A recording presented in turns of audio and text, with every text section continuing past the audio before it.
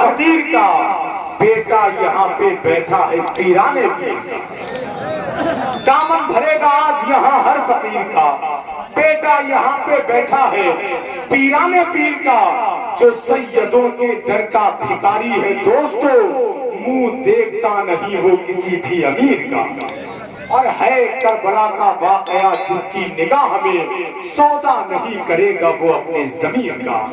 حضرات ہماری یہ بہت بڑی خوش نصیبی ہے، فیروز بختی ہے، ہمارے نصیبے کی ارجمندی ہے کہ پلگرام شریف کی مقدس سرزمین سے آنے والی وہ عظیم ذات، انہی کے دادا میر طیب پلگرامی شیخ عبدالحق محدث دہلوی اپنے بچوں کو، اپنے شاگردوں کو درس دے رہے ہیں۔ درس دیتے ہوئے ایک مسئلے میں پھنس گئے اور پھر کہا اس وقت اگر میر طیب پلگرامی ہوتے تو یہ مسئلہ آسانی سے حل ہوتا۔ جیسے ہی یہ کہا ہے شیخ عبدالحق محدث دہلوی نے تو سامنے دیکھا کہ میر طیب پلگرامی کھڑے ہوئے ہیں، سبحان اللہ۔ تو شیخ عبدالحق محدث دہلوی کھڑے ہوئے ہونے کے بعد حضرت کے دادا میر طیب پلگرامی جب تشریف لائے اور کہا پھر پڑھو، اور اس انداز کے ساتھ اس عبارت کو پڑھا کے پڑھتے ہوئے ہی مسئلہ حل ہوا۔ ایسے ہی ساتھی کے عالم میں پلگرام شریف میں بیٹھے تھے، ایک بادشاہ کے کچھ حضرات لے کر اس میں شکر جا رہے تھے، اونٹ وغیرہ تھے اور خچر وغیرہ میں۔ تو میر طیب پلگرامی نے پوچھا کہ کیا لے کر جا رہے ہو؟ جس جگہ پلگرام شریف میں قاری راشد صاحب مسجد بنی ہوئی ہے، اور راستہ تھا، اسی راستے پر بیٹھے ہوئے تھے۔ تو لوگوں نے کہا یار فقیر آدمی ہے، اگر ہم نے شکر کہہ دی تو کہیں ایسا نہ ہو یہ مانگ، اور بادشاہ نے جہاں بھیجا ہے وہاں کم لکھی تو کیا ہوگا؟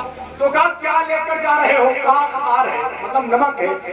تو حضرت میر طیب نے فرمایا چلو ٹھیک ہے تو خار ہی ہوگا۔ جب وہاں لے کر پہنچے اور لے جا کر لوٹا گیا تو شکر نہیں بلکہ نمک ہی نکل رہا۔ وہ گھبرا گئے، گھبرانے کے بعد کہا یہ کیا لے کر آئے ہو؟ منگوائی تو شکر تھی، اس نے کہا بھیجی بھی شکر تھی۔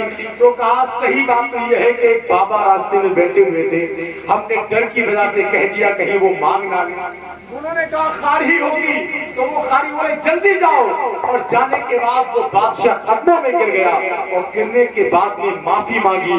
اس کے بعد وہ مسجد اسی بادشاہ نے بنوائی ہے، سبحان اللہ۔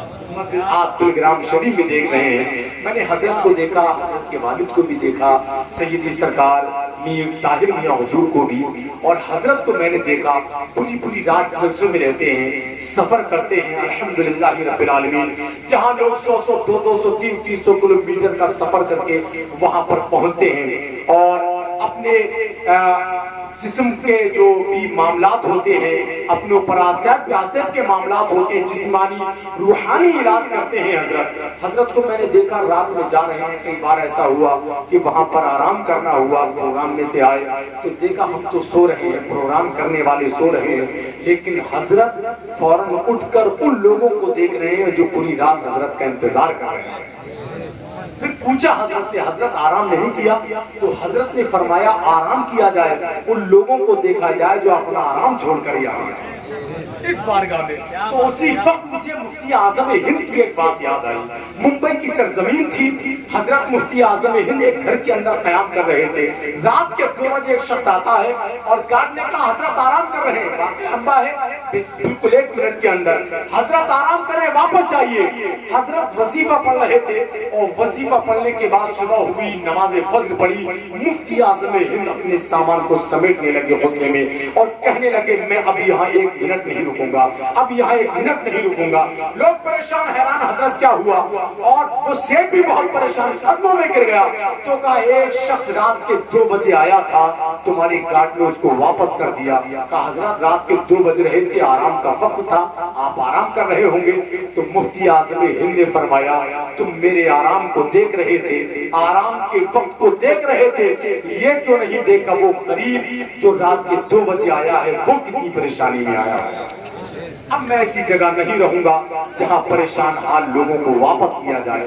تو کہا یا تو مجھے اس کے گھر پر لے کر جاؤ۔